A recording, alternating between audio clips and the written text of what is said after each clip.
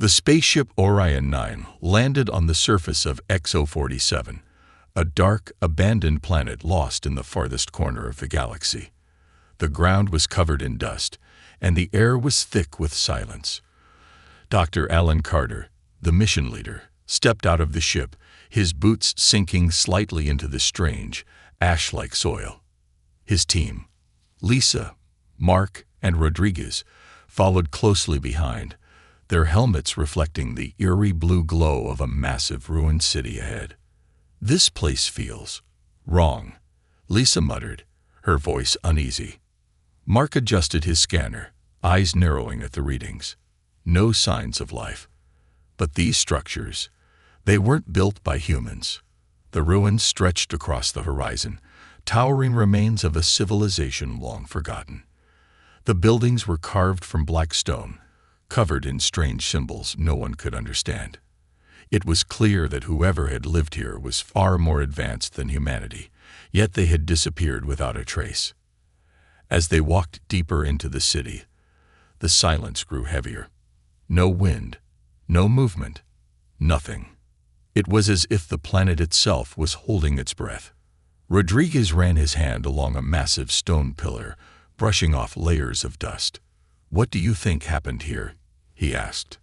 Dr. Carter studied the engraved symbols, his fingers tracing the deep carvings. Maybe war, maybe disease, or maybe something else. Then they found it.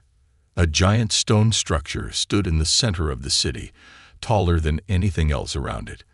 The entrance was sealed, but an inscription stretched across the doorway. The writing was ancient, yet something about it felt oddly familiar.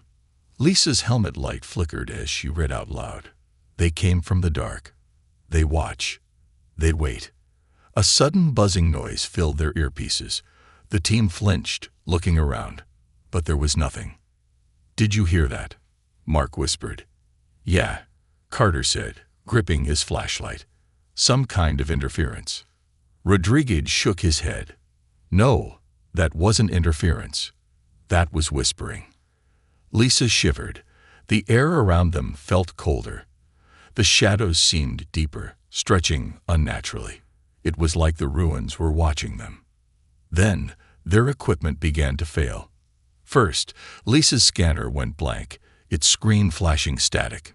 Mark's helmet cam shut down, showing only darkness. Rodriguez's oxygen levels flickered, dropping for a second before restoring. "Something's messing with our tech," Lisa said, checking her scanner. "This doesn't make sense." Carter tried to radio the ship. "Orion 9, do you copy?" Silence. "Orion 9, come in." More silence. The connection was dead. Mark pulled out his weapon. "I don't like this. We should go back to the ship." Before Carter could answer, Rodriguez screamed. The team turned, their flashlights cutting through the darkness. Rodriguez was gone. Only his helmet lay on the ground. The visor shattered. No footprints. No sound. No sign of struggle. 1 second he was there. The next, he had vanished. Lisa's breathing grew rapid. Where is he? Where the hell is he?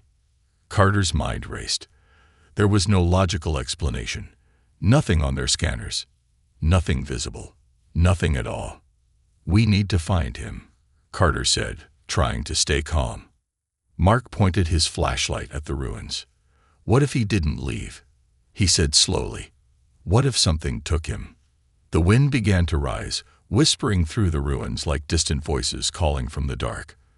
The symbols on the walls seemed to shift, twisting and changing. Lisa stepped back. "We shouldn't be here," she whispered. Then, from the shadows, they heard it. A low, inhuman voice. It spoke Rodriguez's name. The team froze. The voice wasn't coming from their radios. It wasn't coming from the ship. It was coming from inside the ruins. Lisa grabbed Carter's arm. "We have to leave. Now." Carter didn't move. He stared at the massive stone structure, his mind trying to make sense of what was happening. Then he saw it. In the reflection of his helmet visor, something moved behind them. Something tall, silent, watching. The lights flickered again. Then everything went dark. The darkness swallowed them whole. For a moment, there was nothing. No sound, no light, only the weight of the unknown pressing against their chests. Then, a flicker. Dr. Alan Carter's helmet display rebooted, the emergency system flashing warnings across his visor. His oxygen levels were stable, but his heart pounded like a war drum. His flashlight flickered back to life, casting a weak, shaky beam across the ruined city. Lisa was next to him, her breathing rapid, her hands gripping his arm so tightly it hurt. Mark stood a few feet away, his weapon raised, scanning the shadows. Rodriguez was still gone. "Did you see it?" Lisa whispered. Carter didn't answer. He had seen something massive, standing behind them, reflected in his visor. But when the light returned, there was nothing. "Rodriguez," Mark shouted into the darkness, his voice bouncing off the ancient walls. "Rodriguez, if you can hear us, say something." Silence. Then the whispering began again. It wasn't coming from one direction. It was everywhere. 100 voices, speaking in a language no one could understand, slithering through the air like living things. The ruins weren't just old. They were alive. Lisa checked her scanner, her hands trembling. "It's picking up movement," she said. "But it's all around us." Mark cursed. "We need to get back to the ship. Now." Carter hesitated. He had spent years chasing the remnants of lost civilizations, trying to understand the past. This was the greatest discovery of his career. But right now, none of that mattered. Right now, they had to survive. He switched on his radio. "Orion 9, do you copy? We've lost Rodriguez. Something is here with us. We need emergency extraction." Static. Then the radio crackled to life. But it wasn't the ship. A voice, deep, ancient, and inhuman, spoke one word: "Stay." Lisa staggered back, her face pale. "Did you hear that?" Carter felt a cold dread spread through his body. Something was speaking to them. And it understood them. Mark gritted his teeth and took a step toward the ruins. "Screw this. I'm not staying to find out what happens next." Then, without warning, the ground collapsed beneath him. Mark screamed as he fell, vanishing into the darkness below. The earth trembled, the ruins groaning like they were waking from a long sleep. Lisa lunged forward. "Mark!" Carter grabbed her before she could follow. He pointed his flashlight into the gaping hole where Mark had disappeared. The light barely reached the bottom, but it was enough to see something moving down there. Not Mark. Something else. The whispers grew louder. The ruins were speaking to them, or warning them. Lisa pulled away from Carter's grip, panic overtaking her. "We have to get him. We can't leave him down there." Carter's mind raced. They had lost Rodriguez, and now Mark had vanished into a pit that shouldn't have been there. The ruins weren't just collapsing. They were changing. Then movement. From the shadows, something crawled into view. A hand. But it wasn't Mark's. It was too long, too thin, its fingers ending in sharp, blackened points. It gripped the edge of the hole and began pulling itself up. Lisa gasped. "That's not human." Carter didn't wait to find out what it was. "Run," he shouted. They sprinted back toward the ship, their boots pounding against the ancient ground. The ruins howled around them, the whispering voices turning into a chorus of screams. And behind them, something was coming. The air was thick with an unnatural cold, pressing against their backs like invisible hands trying to pull them into the dark. The ship was in sight. Lisa tripped. Carter grabbed her just in time, dragging her to her feet. They kept running, lungs burning, legs screaming for rest. The ramp to Orion 9 was down. The emergency lights were flashing. Someone had received their distress signal. Carter didn't look back. They reached the ramp, practically throwing themselves inside. Lisa slammed the door controls. The hatch sealed shut. Silence. Carter collapsed against the wall, trying to catch his breath. Lisa was shaking, holding onto the railing like it was the only thing keeping her upright. Then, from outside the ship, a slow knock. 1, 2, 3. Carter's blood turned to ice. Lisa whispered, "That's not Mark. That's not Rodriguez." The whispering returned, this time from inside their helmets. The ship's warning system flickered to life. A red alert flashed across the main screen. External entity DTCTD. Boarding attempt in Piro Jury SS. And then, the ship's engines died. The ship was dead. The lights flickered once, then cut out entirely, plunging them into darkness. Lisa's breath hitched as the emergency oxygen system hummed weakly, barely keeping the air flowing. The only illumination came from Carter's helmet display, casting eerie shadows across the control panels. The knock came again. 3 slow, deliberate taps against the hull. Carter's hand hovered over the emergency weapons panel. Every instinct told him not to open that door, but a part of him, some deep, terrified part, already knew the truth. Whatever was outside wasn't trying to get in. It was already here. Lisa gripped his arm. "Do you hear that?" she whispered. He did. The whispering had changed. Before, it had been fragmented, alien, like ghosts trying to speak through static. Now, it was clearer. Familiar. The voices weren't speaking some lost language anymore. They were speaking English. And they were calling his name. Carter. Carter. Carter. Lisa covered her ears, shaking her head. "Make it stop," she gasped. "Please, just make it stop." The ship trembled as if something massive had pressed against it. The walls groaned, the metal creaking like it was being pulled apart by invisible hands. Then, the whispering stopped. A different sound took its place. Footsteps. They weren't coming from outside. They were coming from the back of the ship. Lisa turned to Carter, eyes wide with horror. Theirs. A shadow moved at the far end of the corridor. The airlock leading to the cargo hold was supposed to be locked. Carter knew he had sealed it when they boarded. But now it was open. The darkness inside was too deep, too complete. It wasn't just a lack of light. It was a void. A hungry absence where something waited. A voice drifted from the shadows. It was soft, almost kind. "You were warned." Lisa screamed as something lunged from the darkness. Carter grabbed her and stumbled backward, slamming his fist against the emergency lockdown switch. The metal door slammed shut, cutting off whatever was inside. The ship shuddered violently. Sparks rained from the ceiling as the control panels exploded, throwing them both to the floor. The emergency lights flickered red, casting long, jagged shadows across the walls. Carter struggled to his feet, coughing through the smoke. "We need to get out of here. Now." Lisa nodded frantically, her face pale with terror. She reached for the manual override. But then, the whispering returned. Not from the cargo hold. Not from outside. It was inside their helmets. The visors went black. For a second, Carter saw his own reflection. Then, the glass shifted. His reflection changed.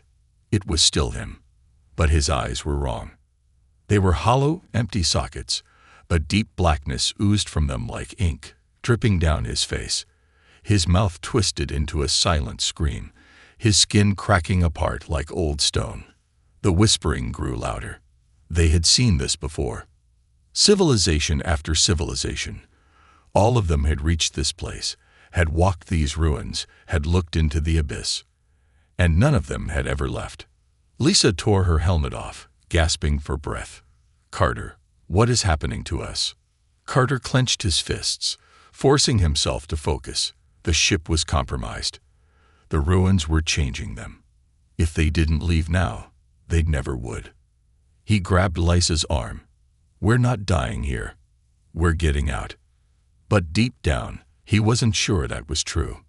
Because the ruins weren't just whispering anymore. Now, they were laughing. The air inside the ship had become thick, almost suffocating, as if the very walls were closing in on them.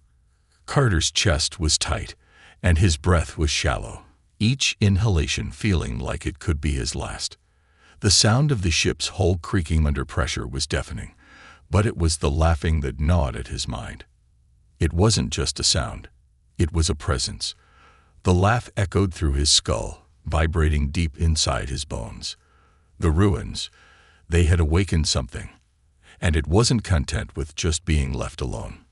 Lisa's voice broke through the oppressive silence. "Carter, we can't stay here. We have to do something." She was right.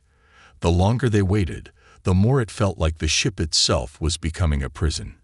He could feel the walls pressing in, the darkness creeping in from all corners.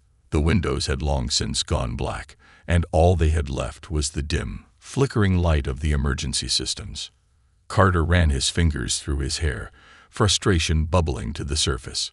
"I'm trying, but I don't even know what we're up against." He turned to the control panel, trying to restart the ship's systems. His hands shook with adrenaline as he worked furiously, but nothing responded.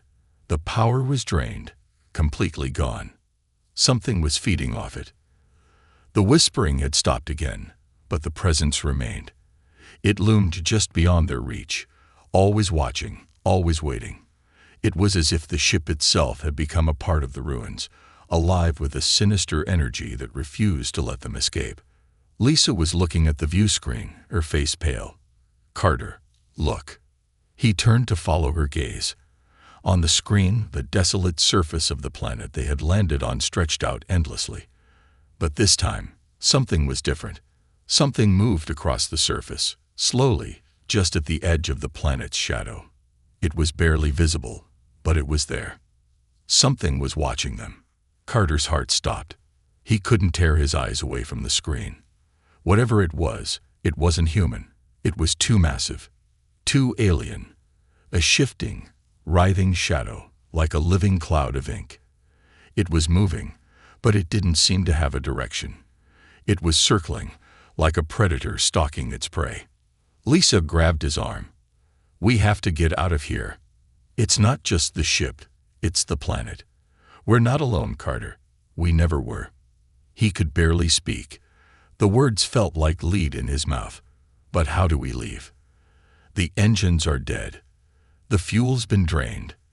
Then we'll have to make our own way," she said, determination in her voice. "We can't just wait for it to find us." Carter's mind raced. He couldn't afford to waste time. They had to find a way to power up the ship, or at the very least, escape. If they couldn't leave, they would die here, just like the others. He looked over at the weapons locker, but that wasn't the answer. The threat they were facing wasn't something they could shoot or fight off. It was too far beyond them. Whatever had once lived on this world had left a mark, a scar on the very fabric of reality. They were dealing with something that defied logic. The ship rumbled beneath them, and the lights flickered again. The laughing had returned, louder this time. It was in their heads, in the ship's very systems, like a disease, spreading through every inch of their surroundings. Lisa reached for the emergency manual, flipping through the pages quickly. "There has to be something in here, something we missed." Carter's gaze fell to the console, the small blinking indicator for the auxiliary power system. He'd missed it before, but now it seemed like the only possible way out. If they could get the auxiliary systems online, they could at least get enough power to communicate with the ship's orbiting satellite, or even better, send a distress signal to the fleet. He ran over to the panel, furiously typing commands. The system was slow, glitching with each attempt. Sweat poured down his face as he struggled to force the ship's broken systems to obey. Then the ship groaned again.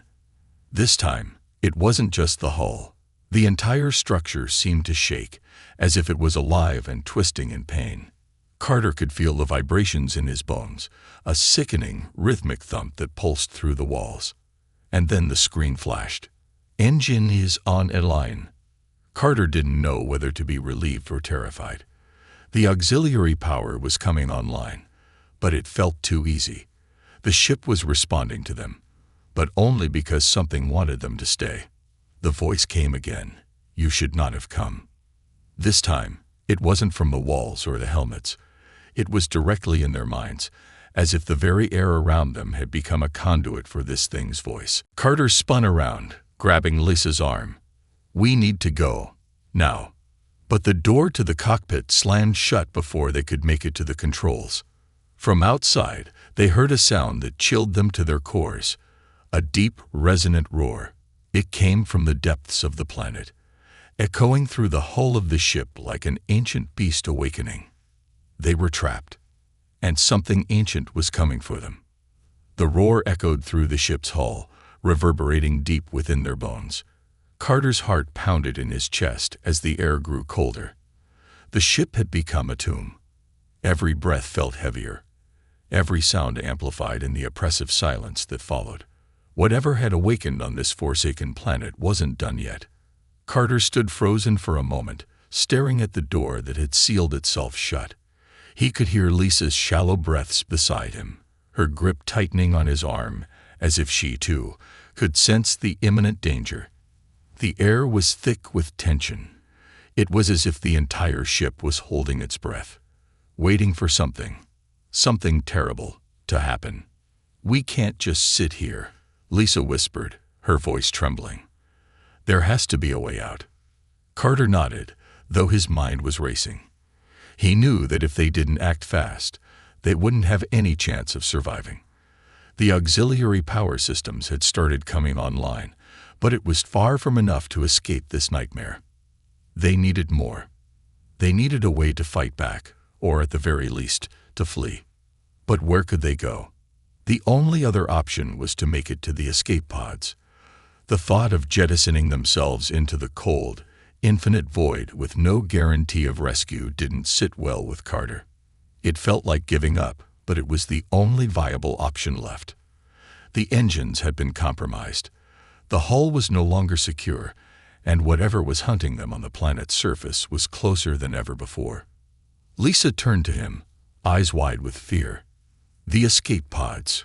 Carter, are we really going to do this?" He clenched his jaw, trying to push down the rising panic. "We don't have a choice." They moved quickly, carefully, their footsteps muffled against the metallic floor. Every sound was amplified, every creak of the ship's structure making Carter's pulse race. He could feel the ship shifting beneath them, the walls groaning, as if something was pushing against the vessel, trying to tear it apart. The escape pod bay was at the far end of the ship. It was their only hope, but it was also the most exposed. The path was long, winding through the lower levels, past the sections that had already been destroyed by the strange force that seemed to haunt them. Carter's mind kept flashing back to the dark, yawning void they had seen through the view screen. That mass, it had been moving, shifting, alive in a way that defied everything he knew. As they moved through the ship, the whispers returned. But now, they weren't just voices in their helmets. They were real. It was as if the ship itself was speaking to them. Carter heard a voice, low and guttural, dragging itself through the dark corners of his mind. "Run. Run while you can. They know you're here." The ship vibrated again, the walls shaking harder now, as if it was being torn apart from the inside. The roar from the planet's surface grew louder, closer, and Carter knew, whatever it was coming for them.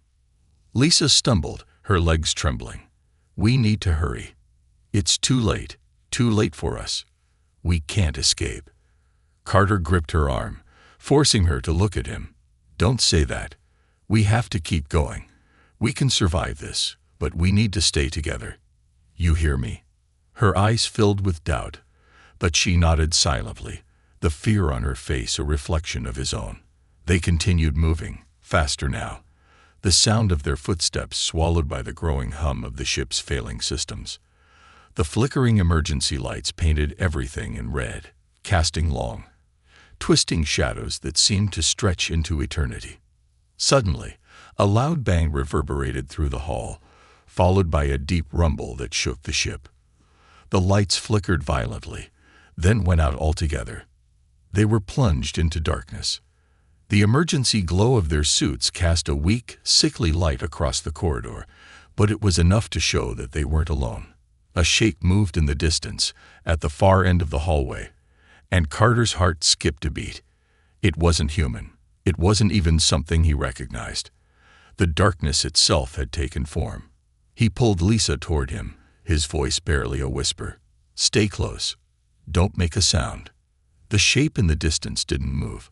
It didn't need to. It was a presence, a looming, oppressive force that filled the hallway like a suffocating fog. Carter could feel its gaze, even if he couldn't see its eyes. It was watching them. Another bang, louder this time. The floor beneath them cracked. They were running out of time. "Carter," Lisa gasped, her voice breaking. "We won't make it." They had no choice but to keep moving. The escape pods were just ahead. As they reached the door to the pod bay, Carter slammed his fist against the panel, praying it would open.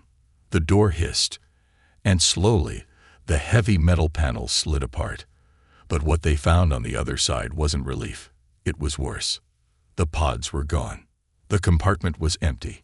All of them had been jettisoned, probably long before they had even arrived on this cursed ship. Carter's stomach sank, the weight of the hopelessness crashing down on him. He turned to Lisa, desperation in his eyes. "We have to get out of here. We can't stay." But before he could finish, the door behind them slammed shut, and the room filled with a blinding, oppressive light. The walls closed in. The laughing returned, and from the darkness, a single word echoed inside their minds. "You shouldn't have come." And then everything went black. Carter woke up with a start, gasping for air, the stench of burnt metal, and something far worse filling his nostrils. His head throbbed as though his skull had been cracked open, and his body was stiff, as if he'd been frozen in place for hours. He could barely process the blinding lights above him, the sharp fluorescent glow piercing through his fogged vision. Where was he? It took a few moments for his brain to catch up with reality, but when it did, the truth hit him like a sledgehammer. He wasn't in the escape pod bay.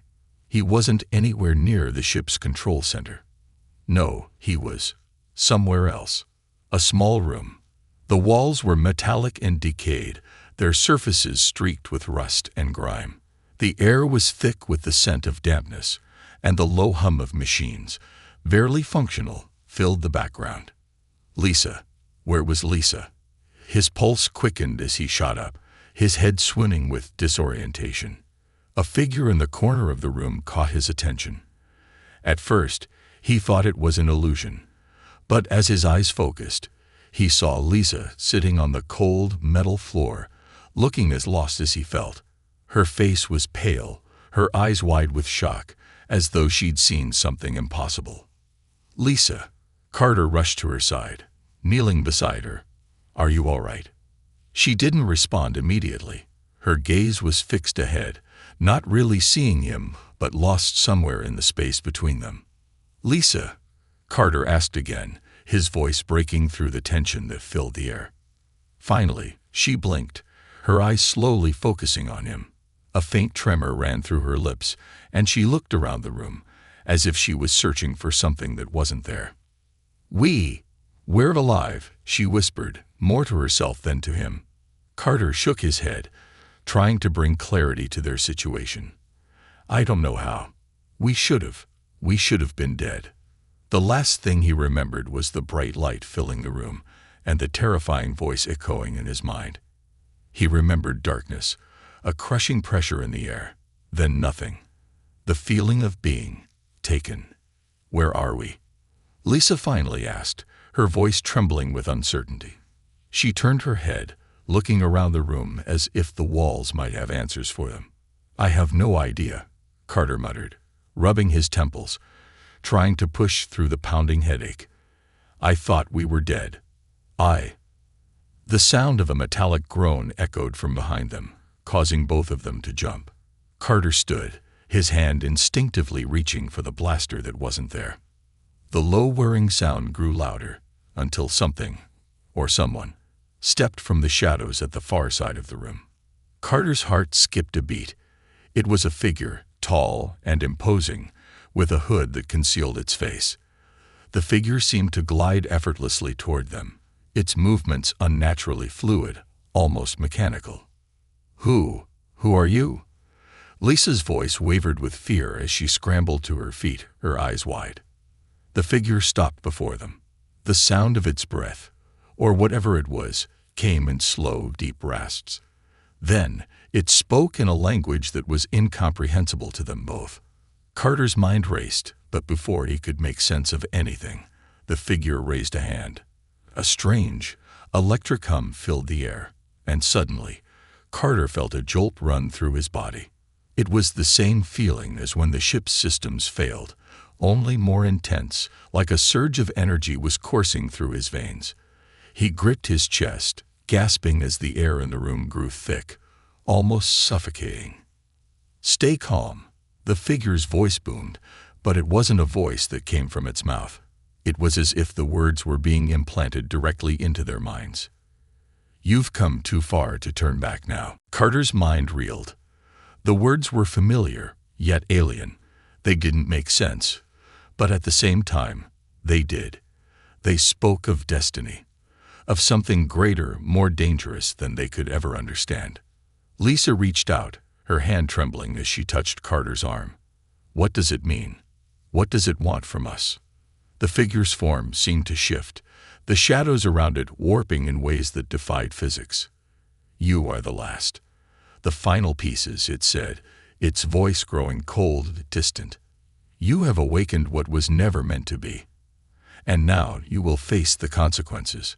Before Carter could ask what it meant, the room seemed to contract, the air growing heavier, almost suffocating. He couldn't breathe. His chest tightened. Lisa gasped beside him, but he couldn't speak. Everything around them seemed to pulse with an ominous energy, as if the very walls of the room were alive, waiting for something. A thud. A violent, shaking impact. The walls cracked, the floor beneath them rumbling as though the very ship was about to break apart. Carter's eyes darted to Lisa, but she was no longer beside him. She had collapsed to the floor, her body shaking uncontrollably. Panic surged through him as he rushed to her side. But the figure didn't move. It simply stood there, watching, waiting. "Don't touch her," the figure intoned coldly. "You cannot stop what has already begun." Carter didn't care. His mind was clouded with fear, with desperation. "Please," he begged, pulling Lisa's limp body into his arms. "What do you want from us? What are you?" The figure raised a hand again, and the room exploded in light. The pain in Carter's head intensified, almost unbearable, and he screamed out in agony. His vision blurred, the world spinning around him. The last thing he saw before everything went dark was the figure's eyes. No, not eyes. Endless, abyssal pits that seemed to stare into his very soul, revealing the truth. And then, nothing. The world was silent. Carter awoke again, but this time, the cold, sharp grip of fear did not hold him as it had before. His body felt heavy, like it had been dragged through an endless tunnel of darkness. His mind buzzed with confusion and fragments of memories he couldn't piece together. His throat was dry, and the acrid taste of fear lingered on his tongue. He slowly opened his eyes. The room around him had shifted. The once dark, damp confines were now bathed in an eerie blue glow that pulsed like a heartbeat. A strange hum vibrated through the air, echoing in his chest. It wasn't the sound of technology or machinery he knew. It felt older, primal, like the heartbeat of something far more ancient than anything he had ever encountered. Carter sat up, his body protesting the movement. His head spun, dizziness clouding his thoughts. The sensation of pressure, of something lurking just beyond his comprehension, clung to him. His mind flickered back to the figure, the hooded presence that had filled the room with its chilling words. "You are the last," it had said. The final pieces. Where was Lisa? The panic returned, the fear swelling in his chest as he searched frantically for any sign of her. She wasn't by his side, not in the spot where she had fallen, not anywhere near him. His breath quickened as he scanned the room, the pulsing blue light making it feel like reality itself was bending around him. "Lisa." His voice cracked as it cut through the stillness of the strange chamber. "Nothing." He climbed shakily to his feet, the cold metal beneath him sending a shock up his spine. He stumbled toward the far wall, where a narrow passageway led deeper into the unknown. The air smelled stale, almost metallic, and the hairs on his neck stood up. He was no longer sure if he was still on the ship. Whatever this place was, it was something beyond the ordinary. It felt wrong. The walls around him seemed to shift as he moved, changing in ways that defied logic. There were no doors, no windows, no clear path. Only smooth, seamless panels of metal that vibrated as if they were alive. His fingers grazed over one of the panels, and a sudden surge of energy shot up his arm, causing him to recoil. The sensation was like touching an electric current, sharp and cold, but it didn't stop him. There was something drawing him forward, something pulling him deeper into the heart of this nightmare. With every step he took, the atmosphere thickened, as though the walls were closing in, and the feeling of being watched intensified. He could hear the faint sound of whispers, low and unintelligible, brushing against the edges of his mind. His skin crawled. The voices seemed to echo from everywhere, yet from nowhere at all. "Carter," a voice whispered, Lisa's voice. His heart skipped a beat. He whipped around, trying to find her, but there was no one. Just the endless, shifting walls of this foreign place. "Lisa," he shouted, his voice more frantic now, desperation clawing at his insides. The whisper came again, but this time it was different. The voice, though familiar, was laced with something darker, something distorted, as if it had been twisted by an unseen force. "Carter, you have to understand. It's already too late," the voice said, and though it was Lisa's voice, it was as though someone, or something, else had spoken through her. He froze, a cold shiver running down his spine. What did it mean by too late? He didn't want to know, but he had no choice but to press forward. The urge to find her, to make sense of everything, overpowered the fear gnawing at his gut. He continued down the corridor, each step echoing unnervingly loud in the silence, the walls seeming to contract with every passing second. Eventually, the passage opened up into a large chamber, its size staggering. It was dimly lit, shadows stretching long across the room like fingers reaching for him. In the center of the room stood a massive object, an altar, perhaps, or a machine that was as alien to him as the very world around him. The hum was louder now, and Carter could feel it in his chest, the sound reverberating through his bones. But the most disturbing part wasn't the hum. It was what lay within the machine, or rather, what had been left behind. Lisa. Her body lay still within the apparatus, her once familiar form now encased in a strange, transparent substance, her eyes wide open but unseeing. She was alive, but she wasn't herself. Something had happened to her. The fear clawed at Carter's chest, a knot of terror forming in his throat as he approached her. He reached out, his hand trembling, but the moment his fingers touched the surface of the material encasing her, a sharp jolt of energy shot through him, causing him to stumble back. A voice boomed, but not from any physical source. It came from the walls, the very air itself, as if the room itself were speaking. "You have awakened the dormant force."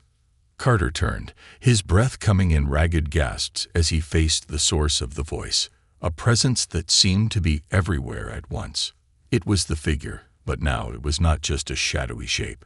It was a force, an entity composed of swirling darkness and light, with eyes that gleamed with an impossible knowledge. What is this?" Carter shouted, his voice trembling with disbelief. "What have you done to her?" The figure remained still, its form shifting and flickering with a presence that was beyond comprehension. "You have opened the door," the figure intoned. "The final door. The one that leads to what was never meant to be known. You are no longer just visitors in this place. You are a part of it now." Carter's mind spun. He couldn't understand. It was too much. He had to save Lisa, But how? The weight of the figure's words pressed down on him, suffocating him, as though the very air was being stolen from his lungs. The figure raised a hand, and the walls trembled as if they were responding to its command. "It is too late to stop this," it said. "The world you once knew is no longer the world you'll return to. You are part of the prophecy now. You will carry the truth that none were meant to know." Carter's knees buckled as the full weight of what was happening descended on him. He looked back at Lisa, her body still trapped, her face a frozen mask of terror and resignation. Then everything went silent. The world around him seemed to freeze, the hum fading into nothingness. The only sound now was his ragged breathing and the pounding of his heart. What had he unleashed? What was the truth he had been forced to face? And more importantly, could they survive what was coming next?